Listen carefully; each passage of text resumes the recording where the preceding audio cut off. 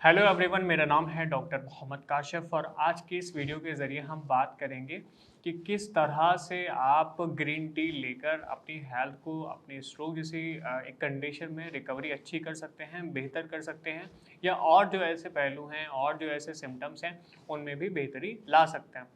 तो सबसे पहले हम शुरुआत करेंगे कि जब आप ग्रीन टी लेते हैं तो ग्रीन टी में बहुत ऐसे अच्छी मात्रा में एंटीऑक्सीडेंट होते हैं जो आपको जो है बहुत अच्छी ऐसे आपकी जो न्यूरोप्लास्टिसिटी है या आपकी ब्रेन की हेल्थ है या आपकी बॉडी की हेल्थ है उसमें बहुत अच्छा ऐसे फ़ायदा पहुंचाता है। उन फ़ायदों में उन बेनिफिट्स में सबसे पहला जो ऐसे बेनिफिट मैं आपको बताने की कोशिश करूँगा वो है कि आपकी जो सेल डैमेज है, एक तरह से ऐसे समझिए प्रिवेंशन ऑफ सेल डैमेज, और साथ में जो इन्फ्लेमेशन है उसमें भी कहीं न कहीं वो बेहतर करने के लिए मदद करता है। ख़ास जो ऐसे एंटीऑक्सीडेंट आपकी ग्रीन टी में होते हैं वो आपकी जो सेल डैमेज है, जो न्यूरॉन डैमेज है, जो इस तरह की चीज़ें हैं आपकी बॉडी में उसको प्रिवेंट करता है, उसको बचाता है। कैटेचिन नाम का स्पेशली एक एंटीऑक्सीडेंट होता है जो ख़ास तौर से इस तरह की चीज़ों में बहुत मददगार साबित होता है। साथ में जैसे इन्फ्लामेशन है, मान लिया कि आपके ब्रेन में ही कोई क्लॉट की वजह से, कोई हैमरेज की वजह से इन्फ्लामेशन हुआ है या बॉडी में कहीं और इन्फ्लामेशन है, तो उससे भी आपको बचाने में या उसकी रिकवरी में आपकी ग्रीन टी जो है वो बहुत ज़्यादा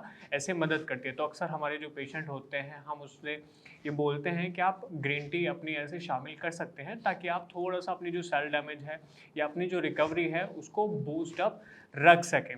दूसरा जिससे आजकल जो है दुनिया में बहुत ऐसे लोग परेशान हैं वो है मोटापा या फैट का ऐसे ज़्यादा होना।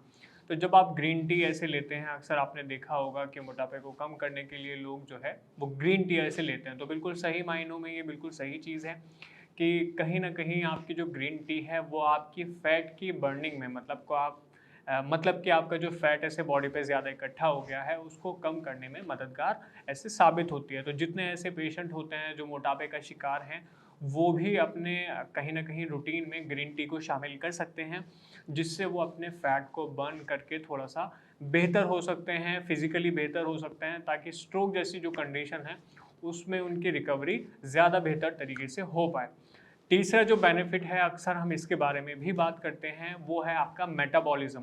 देखिए मेटाबॉलिज़्म क्या है कि आपका खाना एनर्जी में से चेंज होना, बदलाव होना, बदल जाना। तो जो मेटाबॉलिज़्म है जब आप ग्रीन टी लेते हैं तो उसकी वजह से आपका जो मेटाबॉलिज़्म है वो भी बूस्ट होता है। ख़ास तौर से हम तो पेट के ऊपर बहुत ऐसे ज़्यादा ध्यान देते हैं।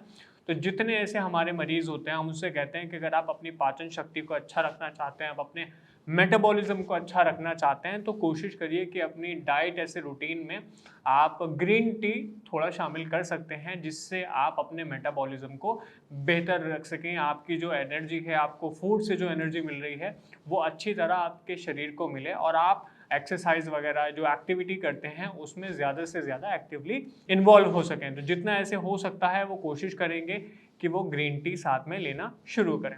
ग्रीन टी लेने का चौथा जो ऐसे बेनिफिट है वो है कॉग्निटिव पावर में थोड़ा-सा इम्प्रूवमेंट। कॉग्निटिव पावर का यहाँ मतलब होता है कि आपके जो एक तरह से याददाश्त है उसमें वो बहुत बेहतर तरीके से काम करती है। साथ में आपकी जो ब्रेन की रिकवरी है उसमें बहुत अच्छे से काम करती है। आपका जो मूड है ऐसे कि मेरा बहुत ऐसे मूड पॉजिटिव नहीं है, बहुत नेगेटिव थिंकिंग ऐसे चल रही है। तो कहीं न कहीं जब आप ऐसे ग्रीन टी लेते हैं तो ग्रीन टी का एक सकारात्मक असर आपके ब्रेन के ऊपर ये भी होता है कि आपके मूड को बेहतर करने में बहुत ऐसे ज़्यादा मदद करती है। साथ में जो आपकी ब्रेन की ऐसे हेल्थ है उसको बूस्ट करने में भी ग्रीन टी बहुत मददगार साबित होती है।